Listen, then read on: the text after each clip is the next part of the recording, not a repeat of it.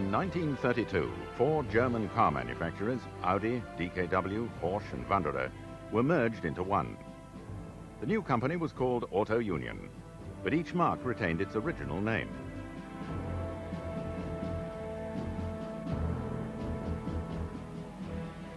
Auto Union's headquarters were located in Chemnitz, some 120 miles south of Berlin, but most of the cars were built 25 miles away in Zwickau. Late in 1932, the brilliant engineer Dr. Ferdinand Porsche designed a racing car for the forthcoming 750-kilogram Grand Prix formula, and early in 1933 sold the design to Auto Union. In May, Dr. Porsche had a meeting with Germany's new Chancellor, Adolf Hitler, who 2 weeks before had given a subsidy of 500,000 Reichsmarks to Mercedes-Benz for their 1934 racing program. Porsche persuaded him that two teams racing for Germany would be better than one, and so Hitler divided the subsidy equally. Porsche had designed a large-capacity, low-revving V16 engine supplemented by a supercharger. Here, the first car takes shape at Zwickau. Front suspension was by torsion bars and trailing links, with swing axles and transverse leaf springs at the rear.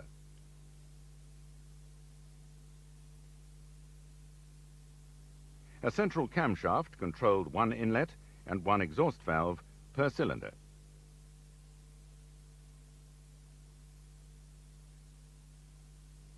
Initially, a single-piece crankshaft was used, but when vibration problems could not be solved, it was decided to gear the individual crankshaft segments and screw them together.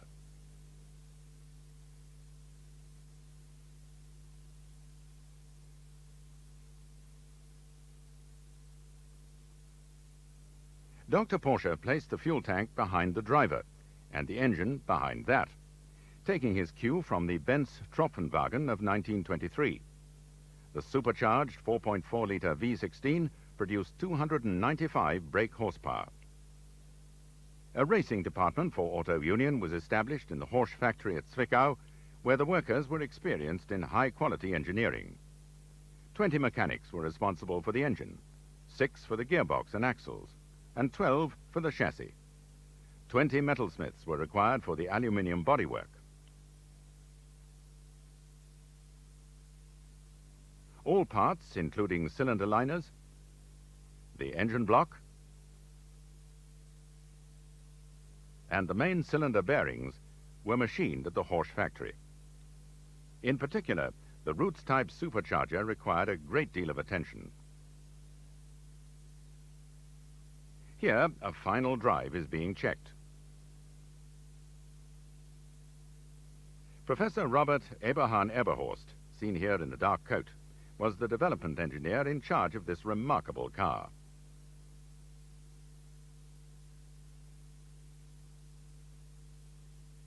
He gives one of the first Auto Unions a run on a rolling road. According to the professor, it was never intended that the Auto Union racing program should contribute to the development of the Porsches, Audis, DKWs and Wanderers. On the contrary, it was the high quality of the production cars which found its way into the racing cars.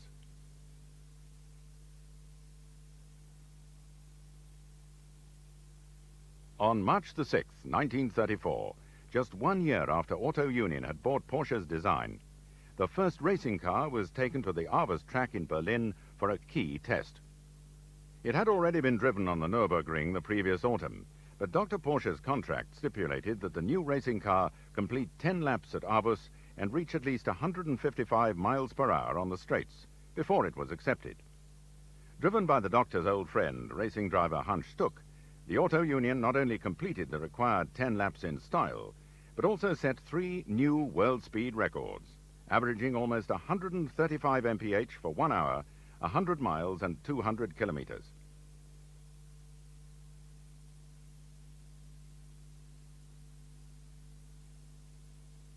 Auto Union's drivers for the team's first season were Hans Stuck, August Momberger and Prinz zu Leiningen. In January, Mercedes technical director Hans Niebel had shown their new car to Adolf Hitler. Team manager Alfred Neubauer is on the right. The W25 was a conventional front-engine design with all-independent suspension, and interestingly, it bore a striking resemblance to the car Dr. Porsche had drawn for Mercedes shortly before he left the company in 1928.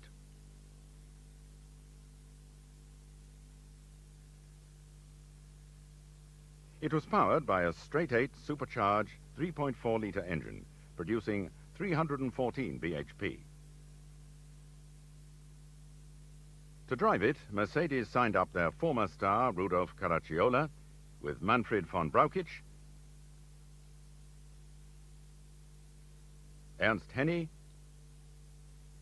and the Italian ace, Luigi Fagioli. The first meeting between the two teams came in the Eifel Grand Prix in June. At the weigh-in, Mercedes was surprised to find that their cars were just 1 kilogram over the 750 limit. The W25s were white, Germany's national color, and so team manager Neubauer ordered the paint and filler to be stripped from the cars, which were then covered with a thin coat of aluminium paint. Next morning, they were under the weight limit. The auto unions had always been in aluminium, so the German press was quick to call both cars Silberpfeiler, or Silver Arrows, a name that was to become legend. The Eifel GP was won by Manfred von Brauchitsch in his Mercedes, and Hans Stuck was second for Auto Union.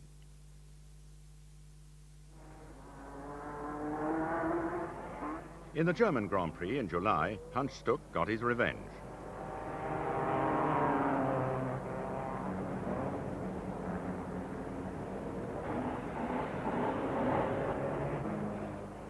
Auto Union number 1 scored a superb victory, beating the Mercedes of Luigi Fagioli by over 2 minutes in the 500-kilometer race.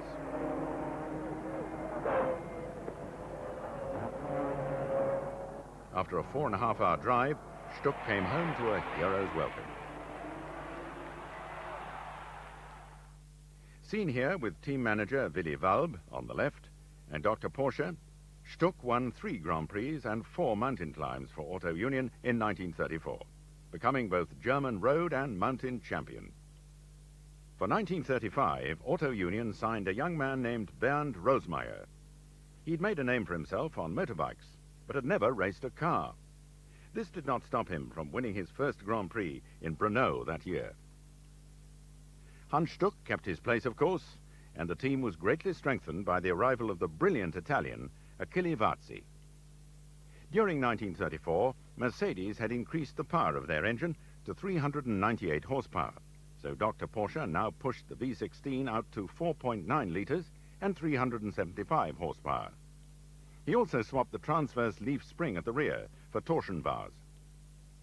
However, when the latest Mercedes first appeared at Monaco, its engine had been enlarged to 4.3 litres, producing 445 bhp. In the coming season, it dominated the battle of the Silver Arrows, winning 9 races to its rivals' 4. That year, a European Drivers' Championship was inaugurated, and it was won by Rudolf Caracciola. He made a stunning comeback after his terrible crash at Monaco in 1933, which, coupled with the tragic death of his wife, Charlie, in a skiing accident almost a year later, nearly ended his career. After a cautious return in 1934, Caracciola was back with a vengeance in 1935. He's seen here on his way to victory in the French Grand Prix, one of 6 races he won for Mercedes that year. Flushed with their success, Mercedes unveiled a new 4.7-litre, 490-horsepower version of the W25 for 1936. Stung by their defeats, Auto Union produced the C-Type, now with a 6-litre engine, delivering a remarkable 520 horsepower. 1936 was to be a triumphant year for the Silver Arrows from Zwickau, and an appropriate starting point for the Auto Union film archive, as the astonishing Bernd Rosemeyer, seen here at Tripoli, swept all before him in only his 2nd season, to become the golden boy of the golden age of motor racing.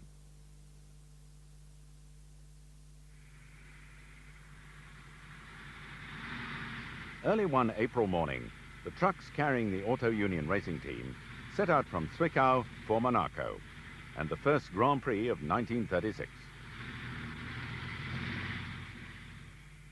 The only available film of this event was taken during practice.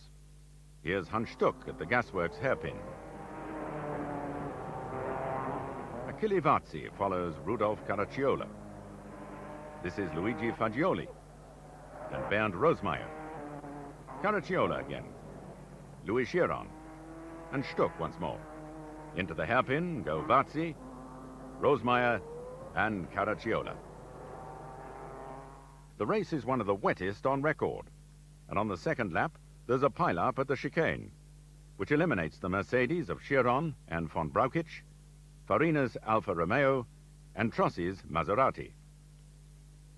Rosemeyer spins into the wall at the top of the hill, but Rainmaster Caracciola sails through the atrocious conditions to victory.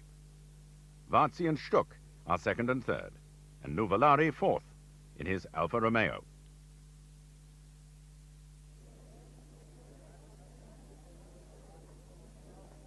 From Monaco, the team heads for North Africa and the Grand Prix of Tripoli, which means a relaxed voyage across the Mediterranean Sea.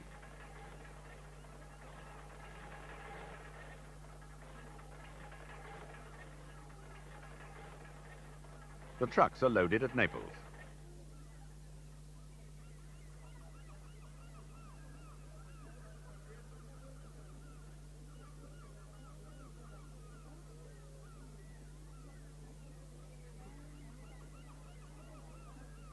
Once the ship is underway, a game of drafts gets going between some of the Auto Union team members.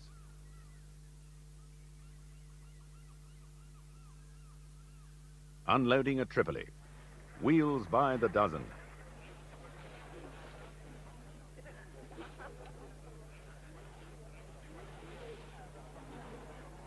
And the racing cars are lifted carefully from the hold.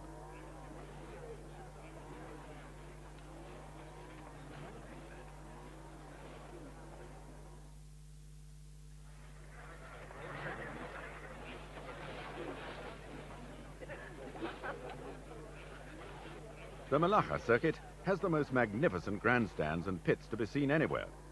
The English driver, Dick Seaman, calls it the Ascot of motor racing circuits. During practice, Auto Union team manager, Dr. Karl Feuerreisen, talks with Achille Varzi, who puffs an ever-present cigarette. A cheery Bernd Rosemeyer doffs his hat for the camera, while Hans Stuck points out his lucky tortoise emblem. Still smoking, Varzi sets off for a practice run, and Rosemeyer gets ready. Unfortunately, there's no film of this year's Tripoli Grand Prix, which Varzi won for Auto Union. But later, the camera catches some of the drivers relaxing by swapping horsepower for camel power. Watched by his wife, Paula, Hans Stuck gets aboard, as does Bernd Rosemeyer, and reserve driver Rudolf Hasse.